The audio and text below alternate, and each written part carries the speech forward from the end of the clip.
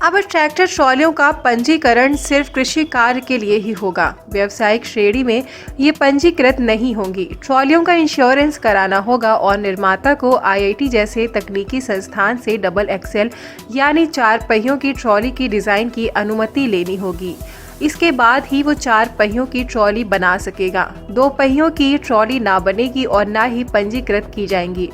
इन प्रमुख बिंदुओं को प्रदेश में ट्रैक्टर ट्रॉली से होने वाले हादसों पर रोक लगाने के लिए गठित 5 सदस्यीय समिति ने अपनी रिपोर्ट में शामिल किया है।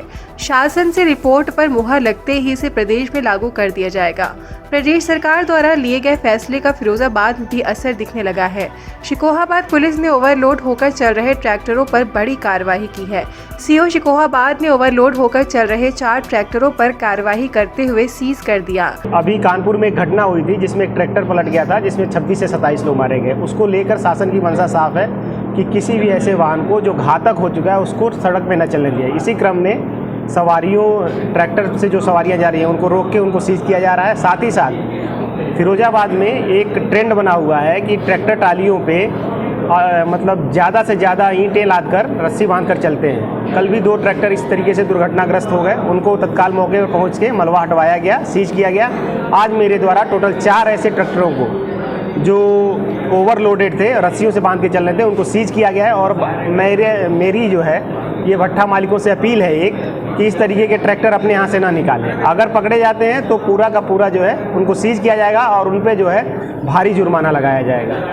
दरअसल पिछले दिनों लखनऊ के इटौंजा क्षेत्र, कानपुर और लखीमपुर में हुए हादसों में काफी लोगों की जान गई थी। इनमें हादसों में 2 पहिया ट्रॉली शामिल थी। ऐसे हादसों पर रोक लगाने के लिए मुख्यमंत्री योगी आदित्यनाथ के आदेश पर एक समिति गठित की गई थी।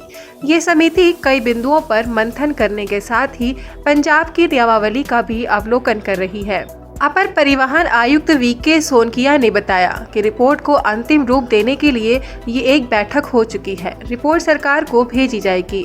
इस पर मुहर लगते ही इसे प्रदेश में लागू कर दिया जाएगा। प्रदेश में ट्रैक्टर ट्रॉलियां बनाने वाली करीब 30 कंपनियां हैं। ये ARAI पुणे से डिजाइन कर अप्रूवल लेती है। अब इन्हें आईआईटी जैसे तकनीकी संस्थान से भी डिजाइन की अनुमति लेनी होगी। इसके अलावा ट्रैक्टर के साथ ट्रॉली का भी इंश्योरेंस कराने पर जोर दिया जाएगा। राजधानी लखनऊ की बात करें तो राजधानी लखनऊ में सिर्फ 571 ट्रॉलियां ही RTO कार्यालय में पंजीकृत है। इसमें 90 कृषि कार्य और 481 कमर्शियल श्रेणी की है, जबकि 15,000 से अधिक ट्रॉलियां बिना पंजीकरण के ही राजधानी में दौड़ रही है। सड़क सुरक्षा जीवन रक्षा के अंतर्गत जो 16 अक्टूबर से लेकर 31 अक्टूबर तक हमारे विभाग द्वारा और उत्तर प्रदेश सरकार द्वारा एक जागरूकता अभियान चलाया जा रहा है। उसी संबंध में यहाँ किसानों को ये अवगत कराना था कि लाइसेंस किस प्रकार से बनता है, कितना सरलीकरण कर दिया है सरकार ने, उसके संबंध में, इसी प्रकार से पंजीयन के संबंध में। और थोड़ा सा सभी किसानों से विनम्र अनुरोध किया गया कि आप लोग जो अपना लाइसेंस और जो इंश्योरेंस है, बीमा है, वो बनवा लेंगे तो आपको काफ़ी फ़ायदा होगा।